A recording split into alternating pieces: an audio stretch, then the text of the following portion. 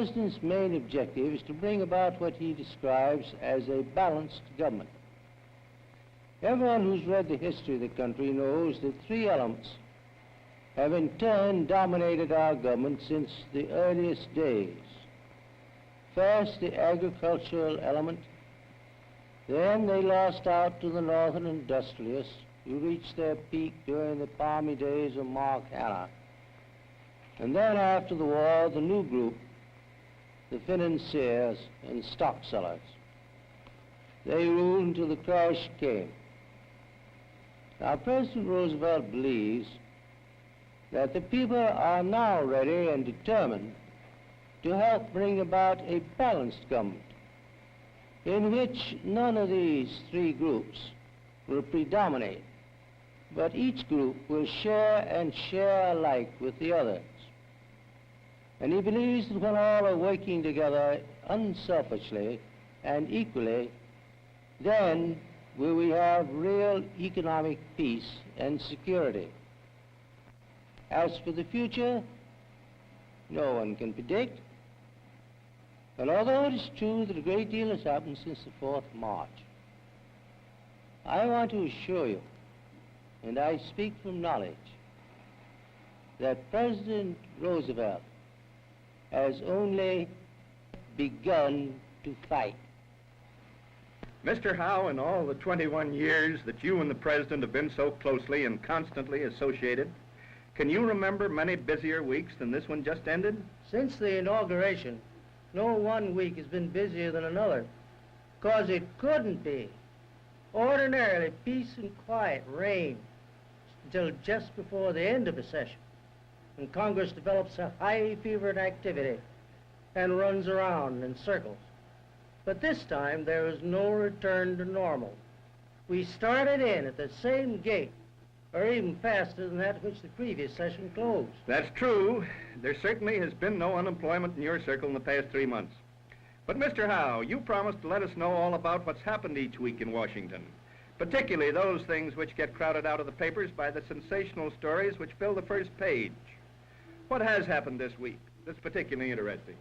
Well, of course, things are a little lonesome in the higher intellectual circles at the moment, because so many of our deep thinkers are on their way to the European Conference. We got them off on a boat named the President Roosevelt, which all Europe will think is a compliment to FD. But as a matter of fact, it is named after Teddy and is old enough to have been his christening present. I understand, incidentally, that all the members of the commission demanded a dozen extra pencils and 4 pads for use on the way over. You mean to work out their plans for bringing about world prosperity? Not at all.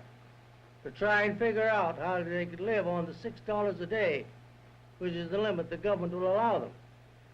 I suppose they've had time to think about economic conferences, but judging from their conversation before they left, I'm convinced that the $6 per day limit was occupying the major part of their thoughts. They had the wonderful idea of renting a cottage out in the suburbs somewhere and pooling expenses. That fell through. Some have thought of the fact you had to hire help, and the suggestion that Senator Pittman and Secretary of State Hull should take turns in cooking the meals and washing the dishes met with rather a cold reception. I think it would. So they've all gone to a hotel except Mr. Cox, who's taking his family along, hiring a whole house. And Mr. Warburg of the advisory group, who's an expert on high finance and has taken probably 2 houses. Have you heard from them? Since there was radiograms from the boat since they left, I cannot say we've received any very startling information. And I suspect that most of them are just recovering from what we call in France mal de mer. Perhaps it's just as well that a bunch on its way to cure a sick world should learn something on the way over about a sick ocean. I suppose Congress will adjourn pretty soon with the feeling that it's done a lot toward the return of happy days. Everybody, of course, is a little more cheerful with the prospect of adjournment. But it's hard to tell whether the legislators or the people are happier about this Congress getting through with its jobs. For the moment, the joyous note is rather spoiled by the gloom that has settled over the budget department. There are rumors that an additional force of cleaners was called in on Saturday night to mop up the tears shed in the way the Senate spoiled the department's beautifully balanced budget when the Senate tacked on $150 million by reducing the proposed cuts in the veterans' allowances. How does that affect the general public? Well, incidentally, that is an action that should be of interest to every one of you, because it means that additional taxes will have to be raised, which will amount to about $1.25 for every human being in the United States, directly or indirectly. You can be assured that eventually you will have to dig down and give Uncle Sam $1.25 for yourself and your missus and all the kiddies if you happen to be a man of family, because in the long run, any deficiency of the budget has to be paid for by the people. Now, Mr. Howe, will you excuse a personal question? I've noticed as I've been talking with you here that you seem worried about something.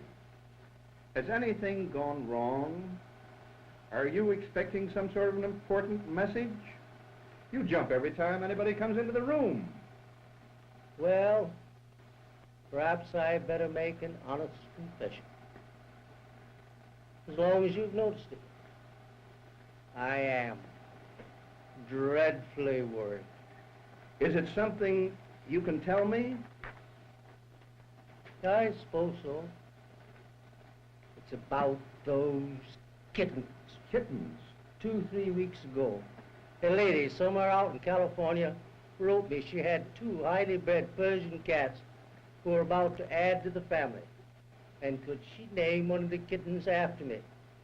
I was flattered, and at once agreed. But I haven't heard a word since. I mislaid the letter, so I can't telegraph. And day after day, hour after hour, no word about those kittens. I never realized the anxiety of prospective godparents. If anyone in California has any word, write and let me know. And be sure and tell me how Mother and the young ones are getting on, and how Father stood the strain. It'll be a tremendous